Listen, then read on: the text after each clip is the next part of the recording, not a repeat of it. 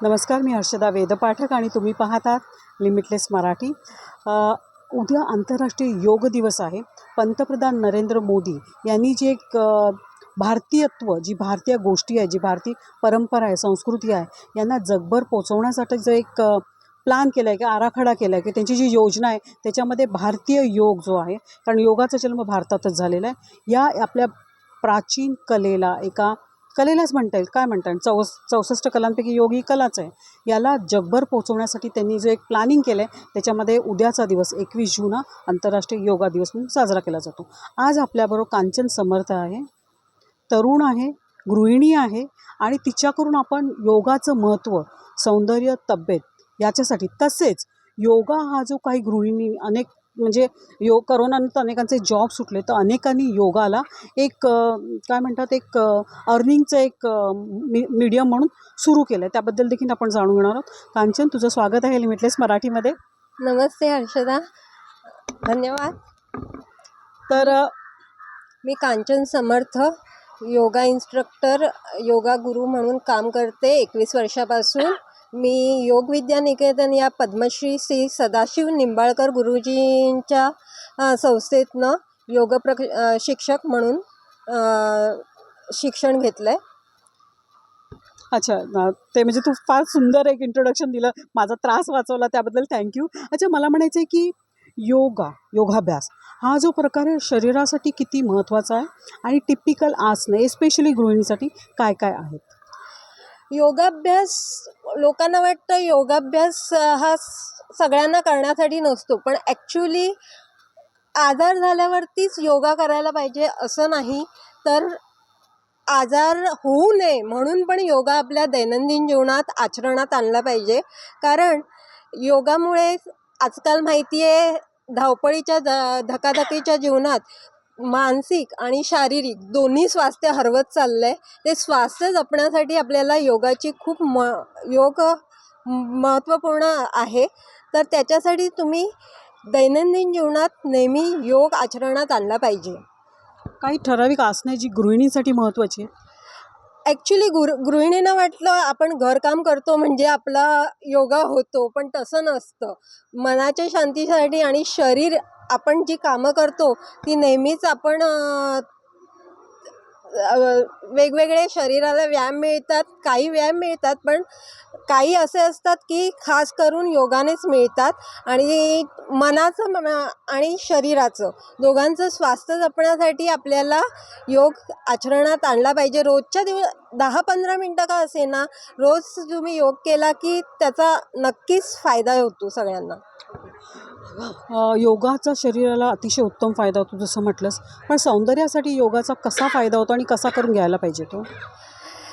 खरं म्हटलं तर आपलं हे सगळ्यांचं जे काही आपले शारीरिक किंवा मानसिक व्याधी असतात त्या कशामुळे निर्माण होतात, की तणाव, धावपळ, किंवा असं आजकाल असं नाही आहे की कोणालाच काही त्रास नाही आहे, प्रत्येकाला काही ना काहीतरी त्रास असतोच.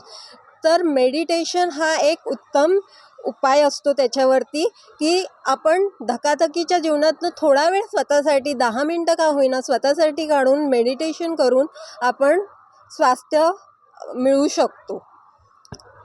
काही ठराविक मला आसनं म्हणजे शरीराला पूरक आणि जी सौंदर्य वाढवणारी अशी काही आसनांची नावं घेऊन सांगशील का, आणि का करायची ती?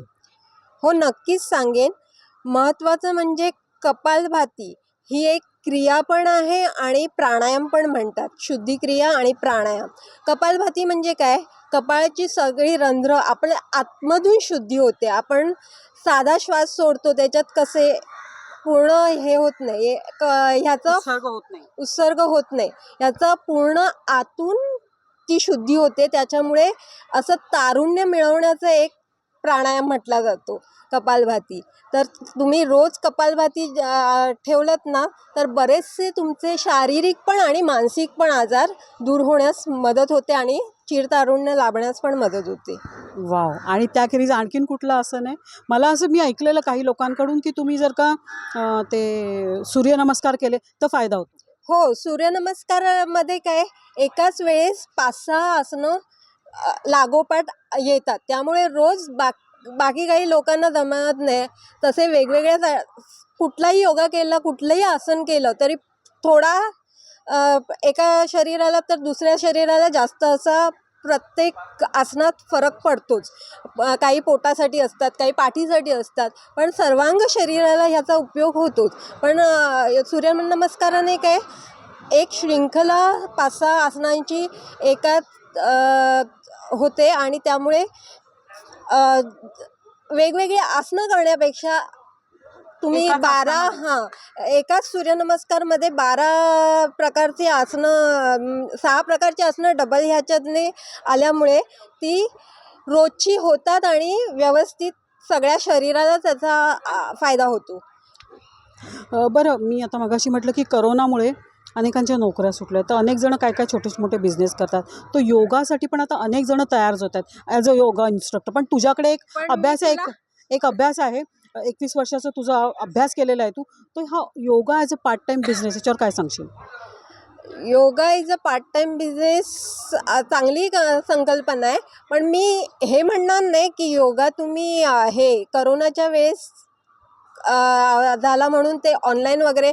खरं सांगायचं तर मी ऑनलाईनच्या हे नाही, समोरून कोणाला काय त्रास होतो त्याप्रमाणे करून घेण्याचा, कोणाला काय त्रास झाला पण सांगू शकतो आपण. मग ते टी व्ही बघून करण्यासारखं झालं तर असं ते प्रॉपर प्रशिक्षण घेणं ते हे. आणि करत असलेले ऑनलाईन करायला हरकत नाही, कारण आपण एकमेकांना सांगू शकतो की असं करा, माहीत असतं कशा पद्धतीने करायचं.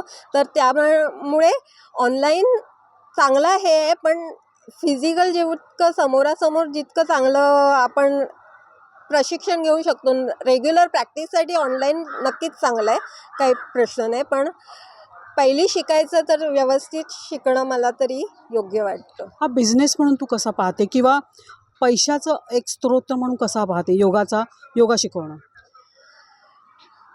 पैशाचं सूत्र असतंच, पण जास्त मनाचं सॅटिस्फॅक्शन असतं. लोकांना आपल्या योगा शिकवण्याने त्यांच्या आजारांवरती मात मिळाली की ते जास्त याच्यात कमी जास्त असं पैशांचं हे असतं. कधी चांगलं इन्कम पण होतं, कधी काही पण नसतं. पण जे मेंटल सॅटिस्फॅक्शन आहे ते पैशांपेक्षा जास्त असतं, कारण दुसऱ्यांना आपण आरोग्य आणि स्वास्थ्य देत असतो. ती भावना आणि समाधान खूप असतं. थँक्यू लिमिटलेस मराठीबरोबर बातचीत केल्याबद्दल. धन्यवाद. आणि उद्याच्या जागतिक योग दिनाच्या सर्वांना हार्दिक शुभेच्छा.